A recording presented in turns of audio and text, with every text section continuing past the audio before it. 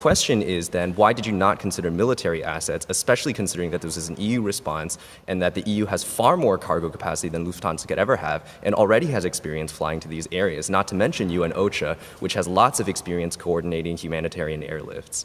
Why Lufthansa? Well, as I'm sure you know, there are a very large number of civilian, non-military aircraft that have been involved in providing aid in this region for many different organizations. But we have it on record from Mr. Naharo that his staff had never been trained in this type of operation before by the German government or by the EU. Why did you fail to provide them with training on how to handle a potentially dangerous situation?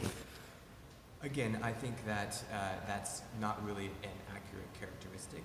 Mr. Naharo and I have spoken and are working very closely to ensure that we have everything in place to continue a positive partnership with Lufthansa. So did you feel that those Lufthansa staff did not need further training before flying over that airspace? You felt that they were adequately trained 100% to be operating in those conditions?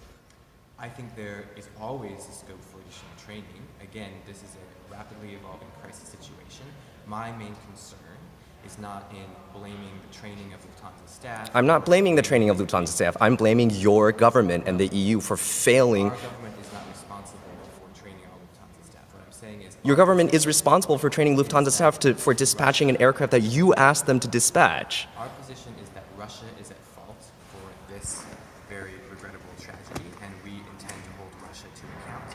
That's like saying that if you sent somebody to a war zone without a bulletproof vest, the fact that they got killed was not your Chairman, I'm fault. speaking. At the same time, I am working very closely, and my government is working very closely with Lufthansa to make sure that we have a strong partnership going forward and providing them what is necessary to maintain safe operations. For the record, do you think that the Lufthansa staff should have been trained more by either the EU or the German government or Lufthansa, by anybody else, before entering this zone? Do you think that the training that they had was adequate for this operation?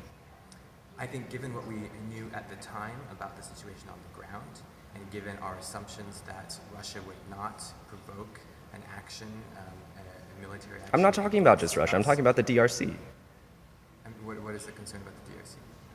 I mean, you're flying into airports and conditions that, frankly, Lufthansa pilots typically do not fly in.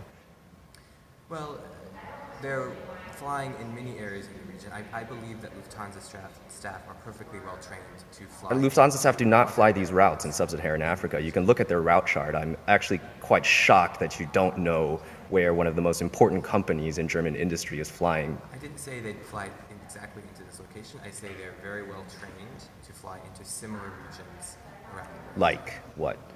Like other areas. Where? Name one destination. Name me one destination that's similar to flying over South Sudan or flying into the DRC that Lufthansa currently flies. Tell me which route. I'm not going to speak to you about the specifics of Lufthansa's travel. Then how can you be sure that they fly to places with similar conditions? Because I have spoken with